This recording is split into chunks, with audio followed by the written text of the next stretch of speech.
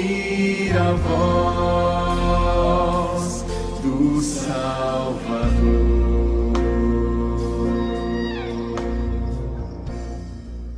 Gente, boa noite primeiramente, né? Vou começar com boa noite, né? Boa noite. Irmãos, queria pedir para os irmãos abrirem Isaías, livro de Isaías, capítulo 55. Há mais ou menos 2 meses atrás eu preguei aqui, no primeiro final de semana de dezembro, e a gente falou um pouquinho sobre Isaías 29, e hoje a gente vai falar um pouquinho sobre Isaías 55. Espero que Deus fale muito ao nosso coração, que a gente saia daqui com o coração motivado a ser mais crente. Vamos tentando. Amém? Todos abriram? Irmãos, vamos lá. Eu vou ler para os irmãos. Todos vós os que tendes sedes, vinde às águas, e vós os que não tendes dinheiro, vinde, comprai e comei. Sim, vinde e comprai, sem dinheiro e sem preço, vinho e leite. Por que gastais o dinheiro naquilo que não é pão, e o vosso suor naquilo que não satisfaz? Ouvi-me atentamente, comei o que é bom, e vos deleitareis com finos manjares. Inclinai os ouvidos e vinde a mim, ouvi e a vossa alma viverá, porque convosco farei uma aliança perpétua, que consiste nas fiéis misericórdias prometidas a Davi. Eis que eu o dei por testemunho aos povos, como príncipe e governador dos povos. Eis que chamarás a uma nação que não conheces, e uma nação que nunca te conheceu correrá para junto de ti, por amor do Senhor teu Deus e do Santo de Israel, porque este te glorificou. Buscai o Senhor enquanto se pode achar, invocai-o enquanto está perto. Deixei o perverso o seu caminho, o iníquo os seus pensamentos, converta-se ao Senhor, que se compadecerá dele, e volte-se para o nosso Deus, porque é rico em perdoar. Porque os meus pensamentos não são os vossos pensamentos, nem os vossos caminhos os meus caminhos, diz o Senhor. Porque assim como os céus são mais altos do que a terra, assim como os meus caminhos mais altos do que os vossos caminhos, e os meus pensamentos mais altos do que os vossos pensamentos. Porque assim como descem a chuva e a neve dos céus, e para lá não tornam, sem que primeiro reguem a terra e a fecundem e a façam brotar, para dar semente ao semeador e pão ao que come, assim será a palavra que sair da minha boca. Não voltará para mim vazia, mas fará o que me apraz, e prosperará naquilo para que a designei. Saireis com alegria, e em paz sereis guiados. Os montes e os outreiros romperão em cânticos diante de vós, e todas as árvores do campo baterão palmas. Em lugar do espinheiro crescerá o cipreste, e em lugar da sarça crescerá a murta, e será isto glória para o Senhor e memorial eterno que jamais será extinto. Vamos orar? Senhor meu Deus, Pai, eu peço a Tua misericórdia, Deus, nesse momento. O Senhor fale aos nossos corações, Deus. O Senhor sabe o coração de cada um que veio nessa noite na Tua casa. Venho pedir para que o Teu Espírito Santo venha neste lugar, Pai. Amoleça os corações, abra os ouvidos, abra o entendimento também, Deus. Pai, que Teu Espírito Santo também venha sobre mim, para que eu não fale nada além do que Tua palavra quer falar nessa noite para o Teu povo. Nos abençoa nesse momento, Pai, da Tua palavra, que o Senhor fala ao nosso coração. Em nome de Jesus. Amém e amém. Irmãos, como o pastor Luiz falou, eu estava de férias, né, no mês de dezembro. No mês de janeiro eu trabalhei lá no JK, e já era para eu estar em Paraná, mas a gente conversou lá e eu queria muito ficar. E aí eu fiquei mais esse final de semana, mas amanhã eu estou indo para Paraná. Mas no mês de dezembro eu estava de férias com minha família, por parte de pai. Nós estávamos na praia, e nós fomos para a praia, passamos a manhã na praia, e depois cerca de 1 hora, 2 horas assim da tarde, a gente voltou para casa para almoçar. E lá, quando a gente voltou, a gente foi tomar banho para tirar o sal. E quando eu cheguei no chuveirão assim, e aí tinha um priminho meu, o Diego, marido da Marcela, aquele que toca aqui também. Ele tem um irmão chamado Rodrigo. E esse irmão chamado Rodrigo tem 2 filhos. Um é Pedrinho e o outro é Davi. E o Davi chegou e falou: tio, eu quero tomar banho. Aí eu falei: tá, meu filho, peraí, só um minutinho. Aí eu coloquei ele debaixo do chuveiro e abri o chuveiro. Quando eu abri o chuveiro, eu, sem querer, senti a água, e a água estava muito quente, por causa do sol. E aí eu vi que aquela água ia cair em cima do Davi. Davi tem 4 anos, 5 anos, 4 anos. E eu vi que aquela água ia cair em cima do Davi. Eu me coloquei na frente dele. Aquela água quente começou a descer nas minhas costas, começou a arder. E ele: tio, eu quero água. Eu falei: calma, meu filho, só um minutinho, porque a água está esfriando. Mas estava quente. E aquela água foi esfriando. Quando a água foi esfriando, eu falei: pronto, meu filho, agora você pode tomar banho. Saí. E ele tomou banho e estava todo melado de areia. Isaías, do capítulo 40 ao capítulo 55 de Isaías está falando da obra do servo. O servo este, Jesus Cristo. E ele fala para um povo que tem acabado de sair do exílio babilônico e vem com pensamentos, formas, filosofias, ou até mesmo, prefiro chamar de cosmovisão da Babilônia, porque ali os pais dos cativos já tinham morrido, e ali já era uma nova geração, e essa nova geração já veio com alguns pensamentos, filosofias, e até cosmovisões diferentes da que era do povo de Deus. Cosmovisão é interessante porque é a forma como a gente vê o mundo. Então cada um vai ter a sua forma de ver o mundo. E nós cristãos, filhos de Deus, temos uma forma de ver o mundo. Temos uma forma de ver o mundo que é diferente da forma dos babilônicos, que é diferente da como a gente viu hoje na aula pela manhã, da forma dos romanos, que é diferente da forma dos gregos, que é diferente. Nós brasileiros temos uma forma de ver o mundo que é diferente do europeu. Nós somos diferentes. Nós observamos o mundo de forma diferente. Só que a formação de uma cosmovisão, ela precisa responder algumas perguntas para a gente. A primeira pergunta é: de onde viemos? A segunda é: deu alguma coisa errada em nós? Por que tanta maldade? A terceira é: tem alguma solução para isso? E a quarta é: para onde vamos? São 4 perguntas que compõem uma cosmovisão. Então, pessoas de religiões diferentes vão ter perspectiva diferente para essas 4 perguntas. Mas nós, cristãos, falando para quem é crente, salvo, remido no sangue de Jesus, nós temos 4 respostas para as 4 perguntas. A primeira é: Deus criou o mundo. E nós viemos porque Ele nos criou. Deus criou o homem e a mulher. Deus criou a família, um homem e uma mulher. Deus colocou mandatos na terra. Então falou para a gente cuidar da terra, que é o mandato cultural. Deus falou para a gente fazer família, procriar e cuidar dos relacionamentos interpessoais, que é o mandato cultural ou social.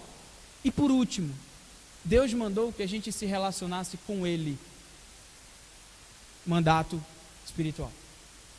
Então a gente já tem uma primeira resposta. Segunda resposta: a gente entende que todo o mal da terra, todas as dificuldades que você vive, que eu vivo, vem do pecado. Adão e Eva pecaram.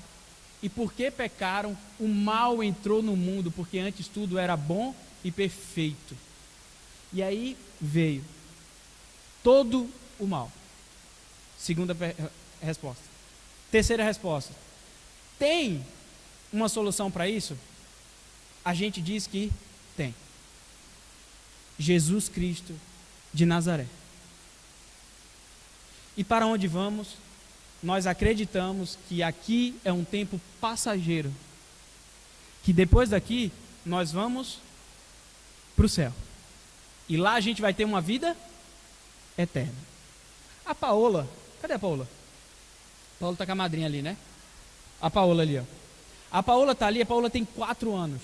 Ontem ela me fez uma pergunta muito legal. A pergunta da Paola era: tio, como que Deus vai nos levar para o céu se Ele não tem mão? Aí eu, pois é, filho, sei não. Aí ela, eu acho que a gente tem que morrer na cruz. Aí eu, a gente? Ela, a gente. Eu falei, não é Jesus? Ela, não, a gente. Tudo bem, esse ponto ela vai aprender. Ela vai aprender ainda. Viu, Paula? Ela vai aprender. Mas a gente tem a solução em Jesus Cristo para a gente. A questão, irmãos, que eu quero trazer é o seguinte. O texto fala o seguinte: por que gastais o dinheiro naquilo que não é pão e o vosso suor naquilo que não satisfaz? Ouve-me atentamente, comei o que é bom e vos deleitareis com finos manjares. O que está acontecendo aqui é, o povo está procurando questões e resposta em alguém que não sabe dar a resposta.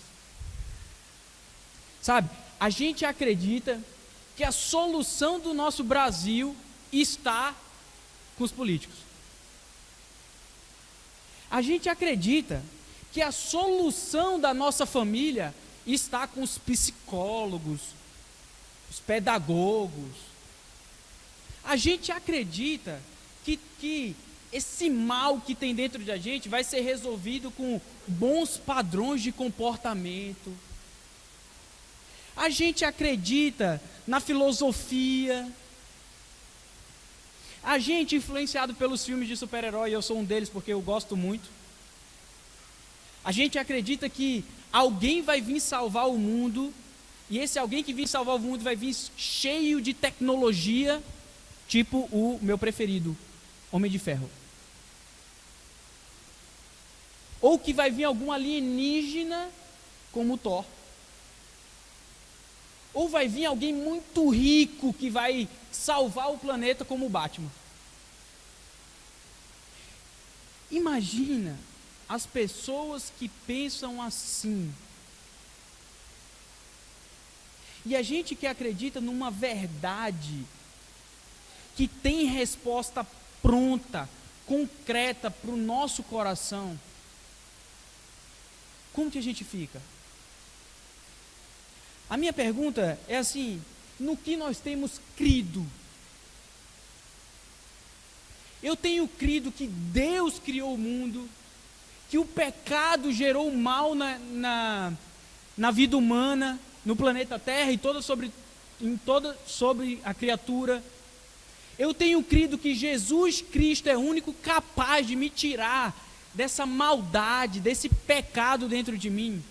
E eu tenho crido que eu vou ter uma vida eterna? Ou eu tenho crido que as coisas vão ser resolvidas pela tecnologia, pela ciência, pela política, por qualquer coisa?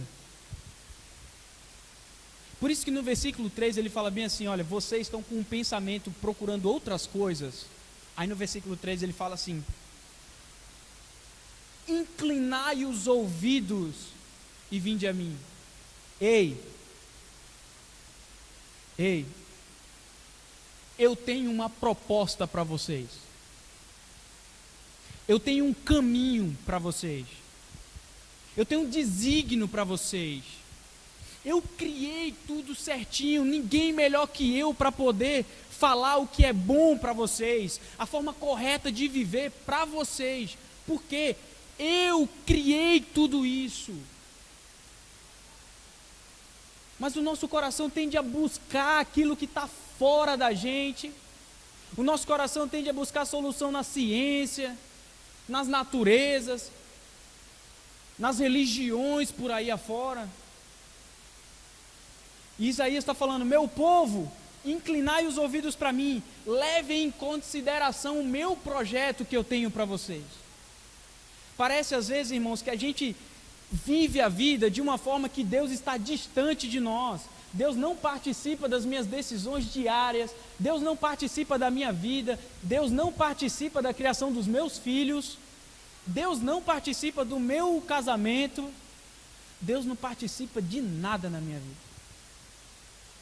E Deus está falando: filho meu, obrigado, filho meu, inclina os ouvidos e vinde a mim. Vocês têm gastado dinheiro naquilo que não é pão, e o vosso suor naquilo que não satisfaz. Estamos assim, irmão? Estamos assim? Segunda coisa que eu queria trazer para os irmãos, versículo 6: buscai o Senhor enquanto se pode achar, invocai-o enquanto está perto. Irmãos, no hebraico, essa palavra buscai-o, principalmente nesse texto, e também um comentarista fala que em Isaías capítulo 9, versículo 12, ele não traz a perspectiva de ir buscar alguma coisa, como que eu fosse lá buscar e trazer de volta. Mas a perspectiva desse buscai aqui, é de um buscai bem assim: olha, vocês que estão pensando de forma que não é a minha, que é essa forma que eu falei para vocês da cosmovisão cristã,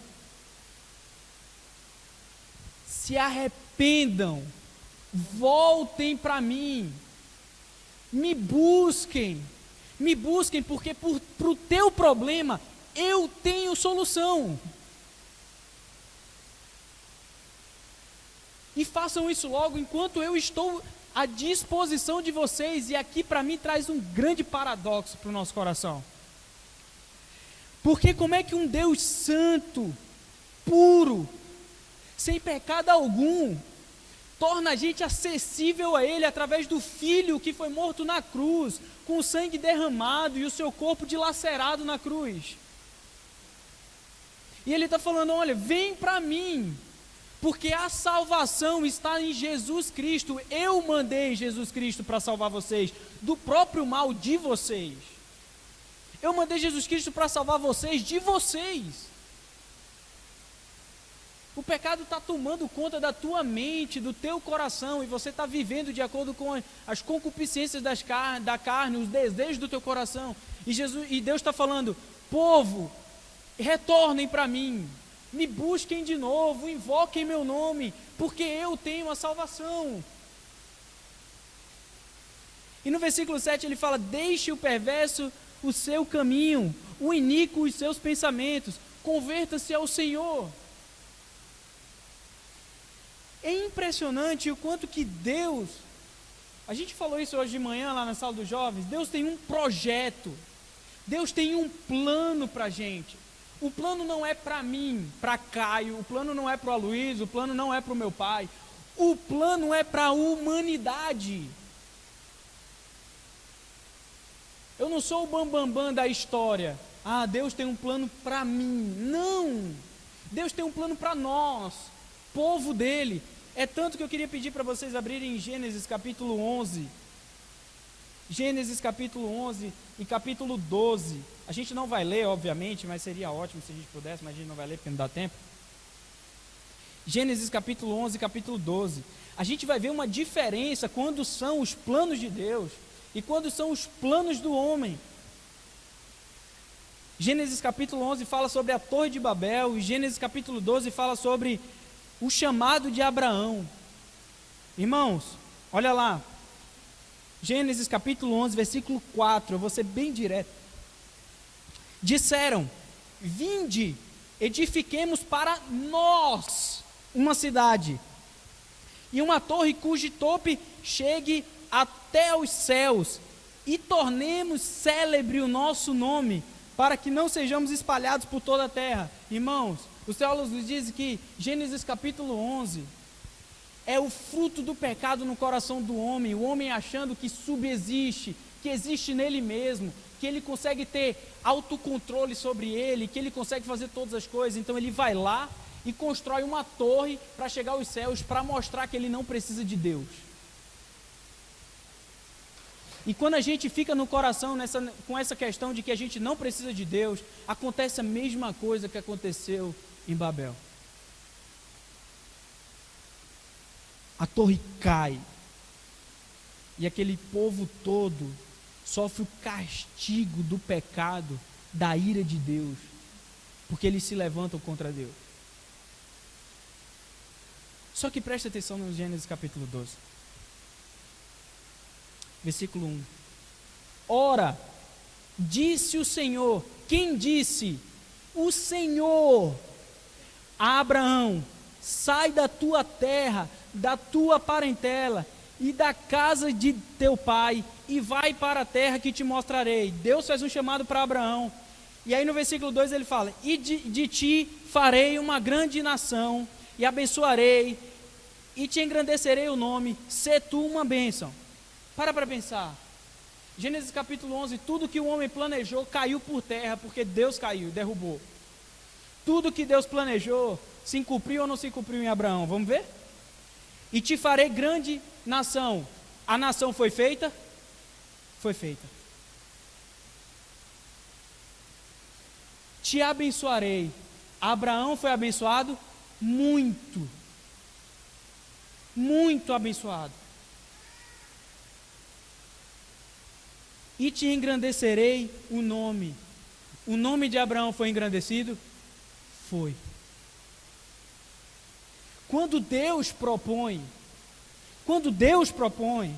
as coisas são boas, elas são perfeitas e elas são agradáveis. E por isso que o texto continua falando no versículo 8. Sabe por quê? Que vocês têm que deixar o caminho de vocês e voltar para o meu caminho, para os meus princípios, para as minhas leis. Porque os meus pensamentos não são os vossos pensamentos. Olha, aqui já tem uma diferença. Deus, Ele pensa diferente da gente. E como Ele pensa? E nem os vossos caminhos, os meus caminhos, diz o Senhor. Porque assim como os céus são mais altos do que a terra, assim são os meus caminhos mais altos do que os vossos caminhos. Mais altos do que os vossos caminhos, e os meus pensamentos mais altos do que os vossos pensamentos. Que Deus está falando assim: olha, eu criei isso aí e eu sei mais que vocês, pô. Eu sei mais que vocês. Vocês estão achando que vocês conseguem sem mim. Deus está falando: vocês não conseguem. Vocês não conseguem viver sem mim. Quem vive sem mim, o final é perdição. Porque assim como descem a chuva e a neve dos céus e para lá tornam, sem que a primeira reguem a terra e a fecundem e a faça brotar para dar semente ao semeador e pão ao que come. No versículo 11, assim será a palavra que sai da minha boca. Não voltará para mim vazia, mas fará o que me apraz. E aquele que confiar na palavra, termina o versículo 11, prosperará naquilo para que designei. Irmãos, presta atenção. Presta atenção. A Bíblia fala para a gente ter família. Homem, mulher. A Bíblia fala que Deus odeia o divórcio. Aí a palavra diz: aquele que acreditar na minha palavra, cumpri-la, prosperará. Como está a nossa família? Como estão nossas famílias?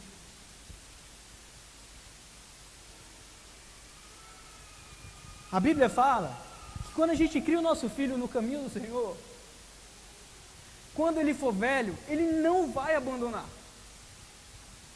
Como a gente tem criado nossas famílias e nossas crianças? A Bíblia fala que não é para transar antes do casamento.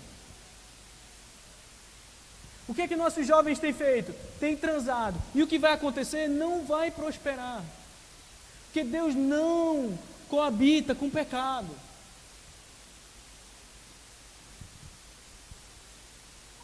Quando a gente faz a vontade de Deus, vive na santidade do Senhor, Deus faz prosperar, assim como Ele fez com Abraão. E quando a gente não faz isso, ele faz a mesma coisa que ele fez com a Torre de Babel. Ele vai derrubar e vai destruir. É tanto que mais para frente aquele povo é que forma a tão temida cidade de Sodoma e Gomorra. Aqueles que foram contra o Senhor foram para Sodoma e Gomorra. E a gente sabe o final de Sodoma e Gomorra qual foi.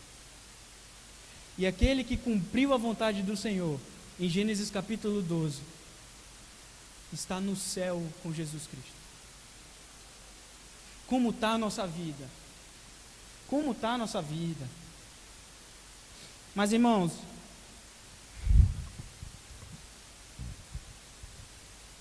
aqui é uma... Dá até... Eu quero trazer uma palavra de encorajamento para vocês. E aí, no versículo 12, ele traz uma relação entre causa e efeito para a gente. Ele fala, olha, se vocês me ouvirem, levarem em consideração os meus preceitos, se vocês se voltarem para mim, olha o que vocês terão. Saireis com alegria e em paz sereis guiados. Irmãos, alegria não é prazer, não. A gente estava discutindo isso hoje na IBD ali do Jorge. Não é. Não é. Alegria é um sentimento que vem de dentro para fora, que é colocado pelo Espírito Santo na gente. Agora, interessante essa palavrinha de alegria aí, porque ela no hebraico, ela dá o sentido de satisfação. Essa satisfação é, eu me satisfaço nos preceitos do Senhor. E eu me satisfaço, isso me dá alegria. É isso que Paulo fala em Filipenses. Quanto mais eu faço e quanto mais eu sofro, porque eu estou vivendo nos preceitos do Senhor, naquilo que Deus designou para mim, mesmo eu sofrendo, sendo perseguido, sendo apedrejado, eu tenho alegria, diz ele em Filipenses. Eu tenho alegria porque é em Jesus Cristo que é minha alegria. O problema é que a gente sempre tende a querer o nosso coração aos nossos prazeres. Ah, eu não gosto mais, vou separar. Deus odeia o divórcio. Cara, mas o que importa é o que eu gosto. Ah, eu quero transar. Ah, vou transar. Eu quero. Falou, faço o que eu quero. Valeu. Não é.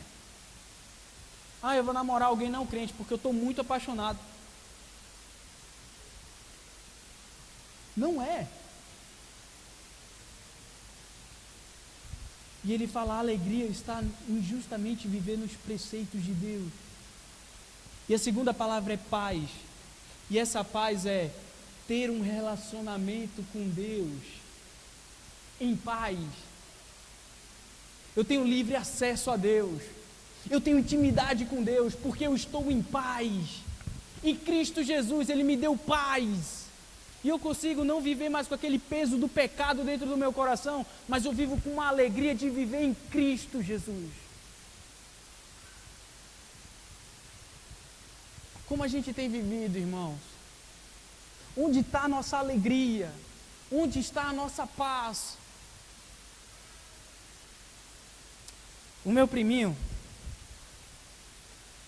quando eu estava com as costas cheias de água quente, Deus falou ao meu coração. Falou, Caio, eu quero que você descanse nos meus planos, nos meus pensamentos e nos meus projetos.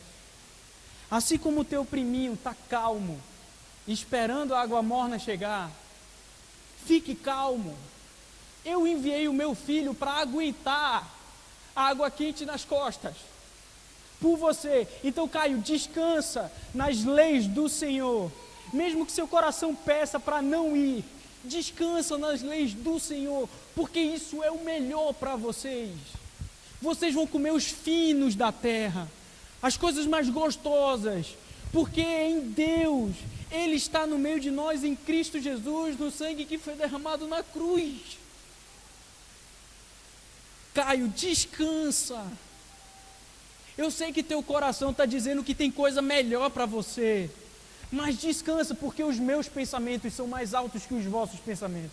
O que eu tenho para você é muito melhor. Caio, eu te conheço melhor do que você se conhece, porque eu te criei, Caio.